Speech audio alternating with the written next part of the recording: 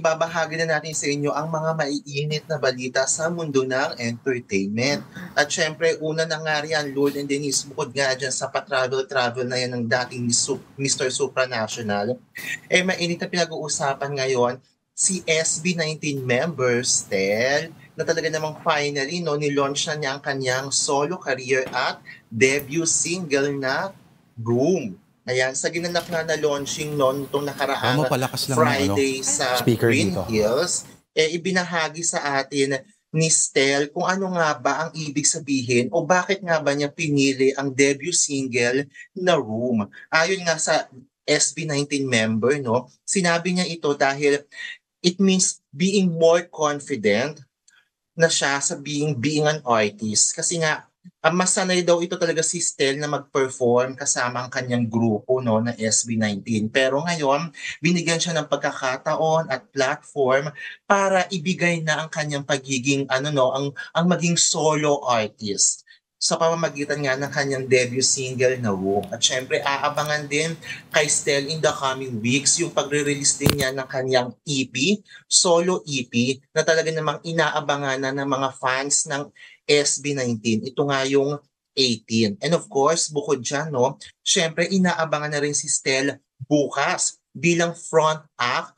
o talaga namang opening performer sa concert ni David Foster and Friends. Siyempre, nakakwentuhan nga natin si Stel about dyan at sinabi niya na sobrang excited na siya na mag-perform sa concert na yan ni David Foster and Friends. At hindi lang basta-basta performer, opening performance ang gagawing pasabog ni SB19 member Stel sa sa concert na yun ni David Foster. Tomorrow na yan sa Smart Araneta Coliseum, hatid ng NQ Live at MWell. So, magsasanib pwersa nga yung mga fans ni David Foster at fans ni Stel ng SB19 sa concert na yan tomorrow. Lloyd and Denise? Manunod ka ba niyan, Tito Von? Mga tito hits ang tawag dyan. At para sa kanila, magbabalik sa kanila yan ng maraming alaala.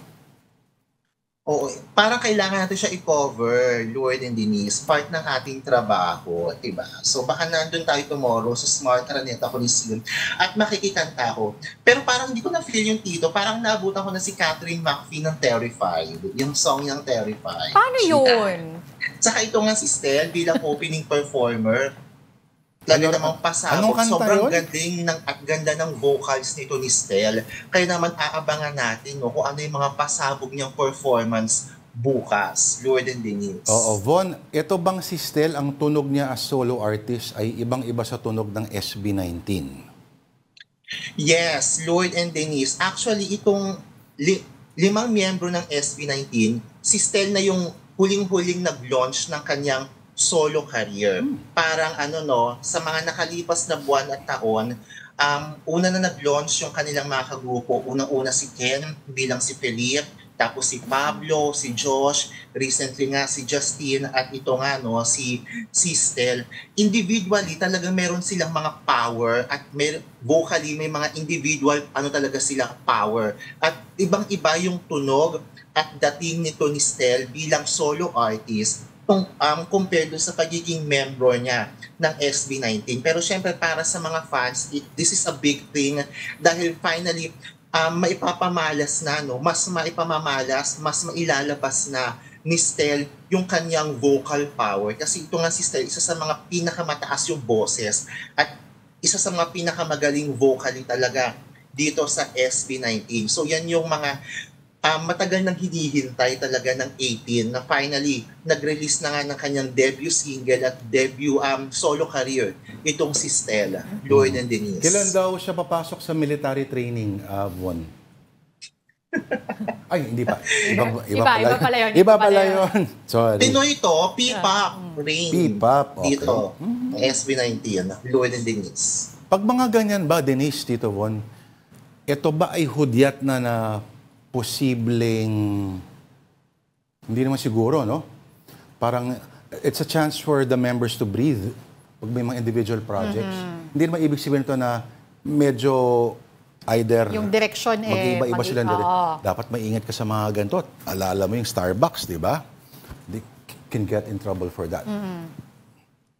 No naman, Lord and Denise, malinaw naman sa bawat miyembro ng SB19, well, for the particular group, na bukod dun sa grupo sila as SB19, mahalaga rin na nabibigyan ng highlight yung kanilang individual career, yung kanilang individual talent, yung kanilang individual strength. Kaya isa-isa rin nag-launch talaga ng solo career yung 5 miyembro ng SB19. But according to them, it doesn't mean naman na maghihiwa-hiwalay sila. No?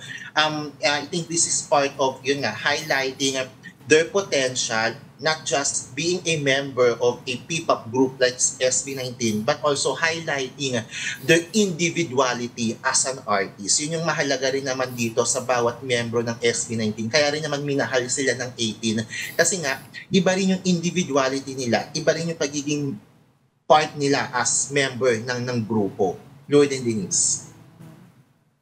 Iba rin kasi talaga if you're performing, kahit hindi naman sa music Tito Von, kahit sabihin mo as simple as sports, iba yung solo ka sa you're working with a particular team. Hindi ka naman pwede mag-volleyball mag-isa, di ba? Hindi. Ibig ko sabihin, pwede kang mag-try ng ibang sports, tapos ibang klaseng disiplina and pagmamotivate and training yung kailangan mong gawin.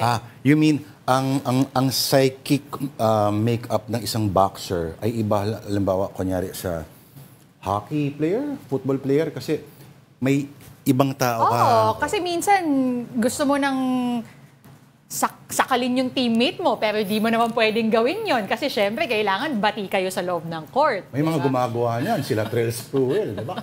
Yung coach pa, sinakal pero wag niyo gagawin yun. At wag niyo, dapat meta-world peace lang lagi. Meta-world peace tayo. O Tito Von, ano pa ibang mong balita?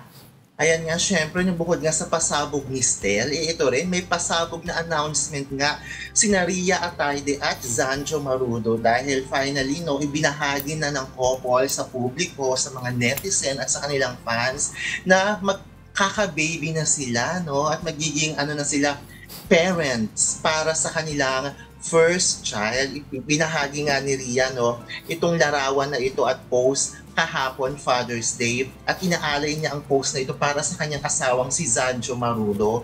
To the dad you already are, and the dad I know you'll be, love you, Zanjo Marudo. So excited for this new chapter with you. Happy first Father's Day. So ito na ngayong kumpirmasyon na talaga namang bumubuo na talaga ng pamilya itong sina Rhea at Zanjo. Siyempre, ikinasal sina Rhea at Zanjo sa through civil wedding last March. At talaga namang marami na talagang haka-haka at speculation na kumalat noon pa kung bakit nga nagpakasal itong sina Zanjo Marudo at Rhea Atayde. Maraming mga nagsasabi na baka nga daw buntis si Rhea, etc. etc. Pero nanatiling tahimik ang kampo ng mag-asawa until ito na nga masaya nilang ibinalita sa publiko ang pagdadalang tao nga ni Rhea Atayde sa first baby nila ni Zanjo Marudo. And of course, umulan ng congratulatory messages ang Instagram ni Zanjo at Rhea. Binati sila ng kanilang mga friends from showbiz at saka yung mga netizens din na fans nila. Kaya congratulations, Zanjo and Rhea. Lloyd and Denise. Naku, susunod na abangan natin dyan, Von, for sure. Yung mga baby reveal. Gender reveal. Ay, Gender reveal. Gender Baby reveal reveal. party. Oo. Mga after 5 months, 6 months, yun. Abangan natin kung ano yung mga gender reveal pa party ng mga celebrity, diba? Lloyd and Denise.